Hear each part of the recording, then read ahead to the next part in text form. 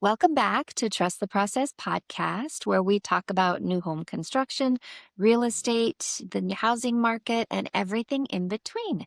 I'm Krista. I'm here with Michael, and we've been talking a lot lately about vendors and vendor pricing and having a conversation about it. We thought we'd turn on the cameras, let you guys join us for this conversation. There's a lot of really good information. I know Michael's pulled some data to share too. So, great topic and an opportunity to share a little insight with you guys. So thanks for joining us today. And hi, Michael. Hello. Hi. How you Good doing? to see you. Good lead in, and this is on the heels of a conversation that we had with a potential build to suit client who's building Mhm, a very luxurious home in South Shore Country Club.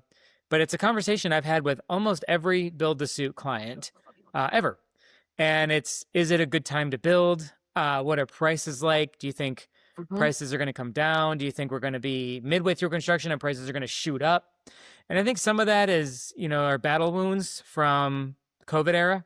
They may have heard mhm. horror stories of their friends who were in middle of remodels or construction projects or whatever, and the price of lumber shoots up 300% in a 2-week period. We were building homes during that time as a company, and I bought many overpriced lumber packages for homes, and I You that's a had to. stinging feeling, right? Yeah, your slabs poured, and you That's just how it went, went. Yeah. yeah, If you wanted lumber, you had to overpay. you had to pay, and everyone was doing it, and you couldn't readjust until several months later when you say, if you're a production builder, whoa, let's pull back on the next few phases or raise our prices because we Yeah. published all these prices and based on these build costs, and now the costs are 20-30% higher in a 2-month period cumulatively. Mhm, So I think people, I was never a big builder, not that I am the one now, but I was never a builder pre-COVID, really. I mean, we built a lot of spec homes, but we never did any build to suit contracts. So I don't know if those questions came up in the early 2010s and the early aughts, in the early teens. But I can mhm, tell you that as I started a build to suit division of the company, it definitely has always been a question. And I never know how to answer it, because if I had all the answers, I would adjust my business model accordingly. So I just go mhm. off of the info that I have and the predictions that my magic 8 ball tell me, and uh, give them those insights and say, look, I'm still pulling permits. I'm still building neighborhoods. I'm still moving full steam ahead. I am cautious about this because of X, Y, and Z. And now this person asked this yesterday, so it's late January 2026, and my answer was 25 was very favorable for builders, in terms of price indexes or indices. Commodities were generally soft, so from a top down perspective, a lot of raw goods were just cheaper. Demand was down in the residential sector. Demand was down even in the commercial sector, for sure, the office sector. So we had just a kind of a contraction in the construction industry that was really only bolstered probably by data centers, maybe distribution centers. So consequently, we didn't see pullbacks in drywall and concrete because those are kind of fungible items that are used in a lot of applications. Mhm. But we did see things. I think you see a pullback in lumber prices because lumber is generally a residential building product. You're not seeing that a lot of lumber in data centers and things like that, Versus or steel in a more yeah, commercial versus steel. application. And there's Mhm. still some build back better Concrete. spending on infrastructure. So there's upward pressure on rebar and concrete and Mhm. asphalt and things that we had those funds from 2022 from that bill set aside. We're still spending on that. A lot of those were 10-year, projects or Right. funds that were going to trickle in over 10 years. So that Mhm. did give some of a backstop to construction prices and some of the raw commodities. But overall, in the residential sector, everything was largely softer than the year before, and definitely softer than 2 and 3 years before, where things were artificially elevated. So just to give perspective on that, however, we're still we're at about $600 per thousand board feet for lumber, to use lumber as an indicator. And pre-COVID, that was around $300, maybe 350, and we never got that low um, again. We dipped into the low four, into the mid 400s in mid 2024 and have kind of hovered around there with random spikes around tariff scares and other kind of black swan events. So it shows you that we've still got nowhere near. I mean, 470 sounds close to 300, but it's a 50% increase if you think about it that way in Well, terms of percentage increase. And right now we're at 600, which is a 100% increase from pre-COVID. Now, for context for wow. our viewers or listeners, I have paid as high as $1,700 per 1,000 board feet, which is right around the peak because my timing is impeccable. And I wanted the bragging rights to say I bought lumber at the You peak. said that before. You're like, I think I set that I peak. think that was my purchase. Yeah, I think that was my purchase. um, so we're still at about a third of where we were in 2021, which is good. I mean, that shows you that lumber, at least, which also dictates trusses, OSB. OSB Mhm, is oriented strand board, so it's basically just wood scraps glued together in sheets, not mhm. necessarily plywood, but it kind of looks like plywood or is a proxy for plywood. So other things that pushed up OSB, it's an extra step beyond the milling process, and it uses a lot of glue. So if there's glue and resin increases, so we Mhm. haven't seen And for a period, those are those commodities that wasn't available during a certain period. So OSB, that's otherwise a very affordable product type and kind of a low end product, suddenly we couldn't get the resin to hold it that's together, and right, so it and became super expensive and hard to get. And right you just don't realize how often you use that kind of product till it's not available. until it's not available, or and until you're paying through the nose for it. Um, Yes, and really. and it's funny because there was a time when it actually, because it uses so much more resin, it was more expensive than plywood, which is a way higher quality product. Yes. Um, and it's still come down, but the gap has closed for sure. And plywood does use resins too, but just not nearly as much. So again, lumber is just one aspect. Everyone thinks, oh, lumber is like 20% of the house budget. No, it's not even 10%. It's on our custom builds, it's about 4%. The lumber package, maybe I think people 5%. are always shocked by that. And we Always. did that episode in the first season where we Hmm. talked about it, and we got so much feedback and so many comments from it Hmm. because it was people who were like, "Are you sure that can't be right?" Yeah. Yeah, it's not as big a chunk Mm-mm. as you imagine it to be. No, it is like I said, the lumber and trusses, maybe if you include the trusses, maybe 5 to 6% of the total construction budget, and framing is about 5 to 6% of the total construction budget, if that, honestly. Mhm. Between the two, about 10%. So that shows you everything else. We Yeah. spend as much in engineering, architectural, and permitting and impact fees on a custom home as we do a lumber package. So that gives you Wow. a kind of a good idea. Hmm. At current lumber Yeah, that kind of prices, leaves it out. it does. Yeah. So you can see how Huh. convoluted it is, and there's so many aspects. So if we're, that's probably the most volatile commodity that goes into residential construction would be your lumber prices. Concrete's relatively stable. You'll see random price spikes. Like I said, there's so many Yeah. backstops for concrete, and it's so trees are harvested, right? And it's very long downstream before it becomes lumber. So that ball kind of is bouncing long before. So that means the supply is largely fixed one way or another. So the only thing that affects the pricing is the demand, whereas concrete and other suppliers can throttle down the supply to match demand. So they become much more Mhm. balanced markets. Hmm. Concrete doesn't expire. I mean, I'm not saying that lumber does, but the Portland cement and all the things that go into making concrete, it's pretty much ready mix. We make it the day we need it, largely, right? So it can sit there. Yeah. It doesn't expire the way that lumber can only sit in a lumber yard rendered ready to go for so long before it starts to rot Good point. and before it starts Yeah. to I become, hadn't thought about the storage part of it. yeah.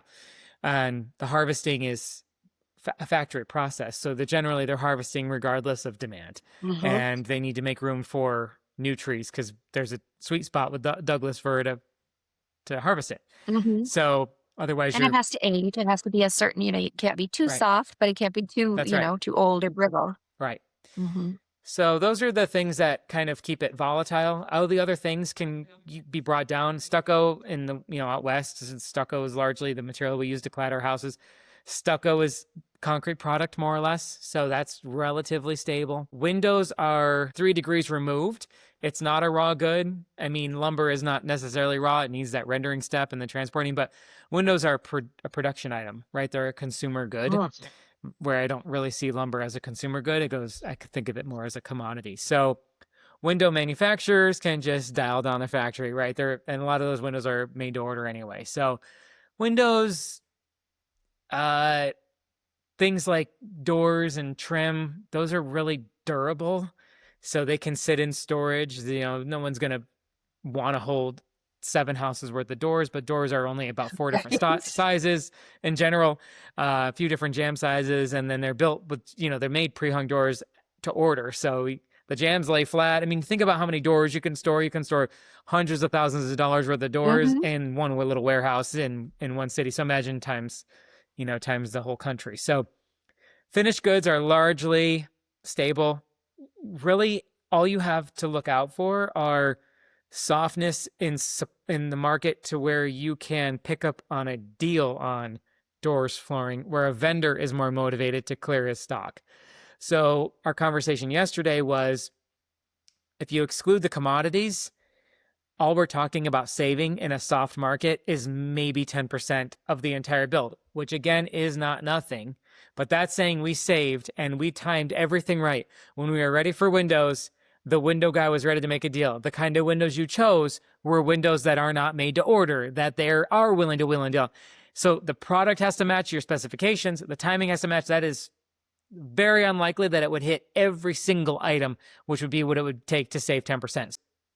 So things like lumber, drywall, again, drywall is very stable for the most part. You're not going to be able to time that right. You're not going to be able to say, well, I really want to take a road trip, but I want to go when gas is at its 30-day low. You're either going to go when you want to go, or you're going to go when the gas is at its 30-day low. And usually that's backwards looking anyway, because you're going to say, oh, I bought it for $3.35 a gallon, and then the next day it was $3.25 a gallon. Damn it, I wish I wouldn't have gone on that trip. You're not going to look at it that way. You're going to say, and you're not going to head out on the trip without knowing that there's a potential it's going to be more expensive than you want it to be. And the same is true with building a home. Exactly. Yeah. Yeah. I agree. So those are the conversations. And when you're a build to sell builder, we largely are a build to sell builder. We don't do a ton of build to sue, just because that is a smaller market, number one. And number two, there's more people who do bespoke custom homes and don't do any build to sell. So it's not a huge part of our business. We love it. We love those types of clients. But it's not a huge part of our business. So largely I'm making these decisions as it pertains to build to sell, right? And the same way that windows or cabinets or appliances are kind of just made and they have a little bit of an expiration date, but not really. But my point is that if Whirlpool is making 1,000 refrigerators and the demand is soft, they're just going to have to discount those refrigerators because they're not going to sit on 101 refrigerators, right? They're not going to be there to smash the record to say, we sold that side by side. For once it's made, you got to get it moving, right? So that's kind of how homes are. If a window is 3 degrees removed from a raw material good, a house is probably 100 degrees removed on a unique lot. It's a unique design. It's, for the most part. So, right. And because of what we build, because we're in a more luxury market, you're not going to buy, 100 fridges when the price is right, because that's not the same fridge we use in every home. So we're not doing that manufactured production cookie cutter situation where this fridge goes in every house. We're going to stock up and get a warehouse. Warehouse fees will cover whatever it would have cost otherwise. So it's not feasible. It's not feasible. Our build style. Let Appliance by Design, let one of our appliance vendors deal with that, right? Store it. Yeah. So when I was recounting these things with him, it's just a case by case basis. Okay, we're ready for appliances. Let me call Appliance by Design and say, hey, what is Thermador running right now if we were to combine 2 dishwashers or whatever? Is there anything special? And every now and then you'll just catch a really good deal. But again, we're talking on a $2 million build. Okay, well, you saved, instead of your appliance package being $47,000, it was $46,000 or $45,000. It's fractional, right? It adds up. Don't get me wrong, but it adds up because we get a few of those in the home, and now your margin matches. Our build costs today are approximately. We've gotten better at building homes. We've gotten better at sourcing materials. We've got more leverage with our vendors. We built in a soft build year, and it resulted in our build costs are about 20% lower than they were in 22 and 23. Wow. And that's a function of a lot of things. It is. We did build one house this 24 that we built in 21, the same model match. And we were into that home for about 12% less than we were in 21. And it was a nicer spec level. So it shows you that even apples to apples, we are probably as a company about 15% better off. 21 was also a Right. tough year. Things were hard to get and everything was It's expensive and the business, the it's market was booming in a different way. undoubtedly a high watermark, 21. Mm-hmm. But that being said, let's just say over, mean reversion, we've kind of gone, we're getting closer and closer to what I would say normal build cycle or build costs. And I think we've kind of settled into where they land. So then as a builder, especially a build to sell builder, you have to value engineer your homes. You have to squeeze your vendors and hope that the market stays friendly to builders. And as we're also, every home we build is largely home we sell, as friendly to sellers. So 25, it flipped and it's not so friendly to sellers, but it became friendly to builders. So it was a yin and a yang. It definitely was probably an equivalent pullback, right? So as it pulled back, it stands to reason because we're in a market with a lot of production builders. So we have the infrastructure around us with these suppliers and vendors that are used to catering to production builders. If they pull back 10%, we benefit from that. Production builders pull back 10% because the market pulled back 10% in terms of demand, not necessarily in prices. I read we still broke another record on prices and we're still ended up higher than last year, higher than 24. So we didn't pull back, but our demand pulled back for sure. And part of why the prices had a backstop is because supply shrunk and builders that can move the market in that way by how they pull their permits. We had that benefit. So it's hard question to answer.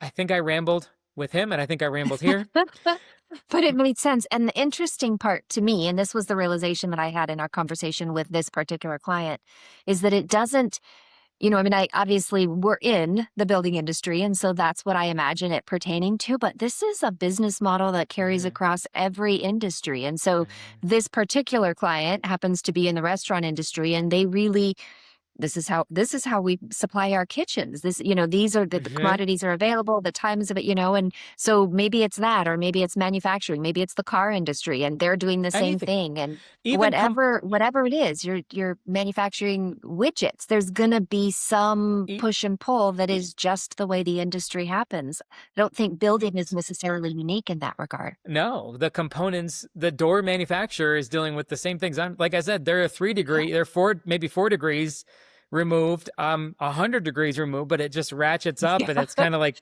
how a small gear can turn a huge gear. Like it just slowly turns and it affects things way down the road. And it's the economy at large too. I mean, you think about it. It is. It does. Growth begets growth. That has never been more obvious. Regardless of the industry. Yes. If you were on planet Earth in between 2020 and 2026, you've seen, when things started to grow, and then you couldn't get a car because everyone had all this money because they were making great money with their jobs or they had stimulus or whatever. Their businesses were doing well. They're getting, all this wealth. Home values went up. And then because home values went up because you had all this equity in your home and now you're competing with other buyers. And that you're buying toys, you're buying boats, you're buying things. So whatever it is, clothes, toys, shoes, services. And think about the hotel industry. Yeah. Yes. I remember when they opened the strip, you couldn't even exit off of Tropicana because it was so backed up. I remember Channel 5 did a spot on it. Like, look at all these people going to get out of town, get out of California for the weekend because they heard the casinos are open. Or, the restaurants are open and they can go live a little bit of a normal life. So it boomerangs back quickly. So that's why. It does. And then start thinking about the Department of Transportation and the roads they had to build to accommodate. And they're dealing with that same push and pull of the economic growth. And it's just a factor everywhere. And to pull back the curtain from a business perspective, so to put a pin in the build to suit question, you're never going to use the road trip analogy. You're never going to time your road trip with the cheapest gas for the year. You'll never time your build with the most favorable. I didn't go in 25 thinking it was going to be one of the most favorable years in my career as a builder in terms of negotiating contracts with vendors and suppliers and the scale. I didn't know that. So I left for the road trip when gas was $5 a gallon and it ended up being $3.75, right? And you just, and I get that this is their retirement home and they're putting a lot of money into it and it's probably the last home they'll build. I get that. And it's a very, very fair question. Like I said, everyone has asked me this question that's ever It is a fair contracted question. with. So I think And I that, think you said you're never going to time it when, you're never going to time the road trip. But never is kind of a stretch. You might, but oh it's a yeah. lucky chance. Oh, We're not going to, we can't bank on that. And let's not try and pretend it could happen. right. Let's look at the biggest picture we can, the worst case scenario, or what we think it is, or what we're currently basing it on. And if we happen to strike gold and it is cheap that day, Yeah. great, all the better. But we don't want to make any promises or take realism out of what is otherwise a formula we can't control. All we can use, right, is the factors that will affect it. And that's kind of, I hope, the message that I conveyed to this really great couple, that you can look at other factors. So if we use the road trip analogy, well, if you're leaving on Memorial Day and you're traveling during that weekend, you're probably going to pay more for hotels. You're probably going to pay more for gas. You're probably going to pay more for all your services and everything's going to be busier. So yes, I can't guarantee, but I can look at other factors and say, it's probably going to be as favorable as it's going to get for you now in the next, 3 to 12 months. I feel that it's probably not going to get friendlier in terms of costs as it pertains to building a home. And we're using that as a company, or I'm using that, as the owner to say, I'm trying to lock in as much as I can now, pricing wise, and trying to keep these relationships with vendors really solid. Sure. Because I do feel that we're probably going to run into a little bit of an inventory shortage this time next year if we have the kind of sales year that I think we're going to have, because builders are going to be caught off guard. They've reduced their permits tremendously, most of the big builders by 15% or more. So with that being said, starts are down. Yeah, starts are down. That being said, this is probably our last year to bask in the sunshine. And I think 27 is going to could be a challenging year as a builder in terms of the prices that we've gotten kind of used to. And I'm not talking sales prices, I'm talking build prices. I've kind of gotten spoiled now. I mean, they're, one affects the other. They're not working independently. If it costs you more to build it, it's, obviously that's reflected in the total sales price. And as a company with land out in front of us, those are the things you're paying attention to, because you're building homes on the land that's going to have to, it's going to have to fall into whatever best case scenario we could hope for at the time. Right. It really flows effortlessly into our next project, but I think we should separate that to another episode. Thank you, Michael, for your information and your time today. It was a good chat, and we're glad that we could bring you guys in on it and share the conversation with you as well. So thanks for being here, and we'll see you again on the next episode of Trust the Process podcast. Thanks. Bye-bye.